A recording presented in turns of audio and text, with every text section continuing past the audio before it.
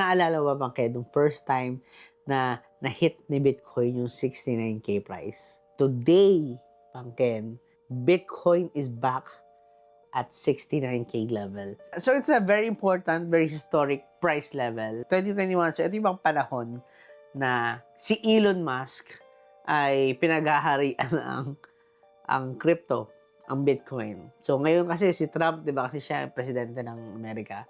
Pag may sinabi si Trump, sometimes or most of the time, it affects the market. Back in 2020 to 2023 siguro, it was Elon Musk who controls the market. Like, pag may sinabi siya, pag may tweet siya, most of the time, it has an impact sa Bitcoin, sa entire market, or a specific meme coin, or specific word, something like that. So, October 21, 2021, Elon Musk posted this.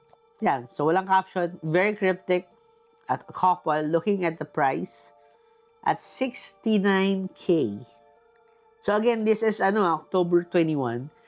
It could mean something else like 69, di ba? You know? So, back then, yung mga tao baffled sila kung ano ibig sabihin nito, o kung nangaaning na naman si Elon, or ano ba to, pump ba to, or dump ba to. Actually, kung titignan mo yung mga comments dun sa tweet, kanya-kanya sila na opinion. And then, eto na, 20 days after nyo pinost yun, Bitcoin hit its all-time high, tapos bumaba na ulit, hindi na ulit bumalik dun sa price na yun. The all-time high, 69K. So, yun lang. So, it's just fun information to know. It's all speculations, all conspiracy theory. Pero ikaw, ano sa tingin mo, Pangken? Nagkataon lang ba yun? Or conspiracy theory? Or may insider info ba si Elon Musk? Ako kasi niniwala ko, nothing in this world is random.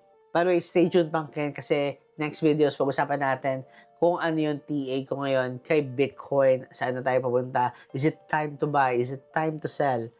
Anong game plan ko ngayon, and yeah, kung ano-ano pang anything about crypto, especially Bitcoin.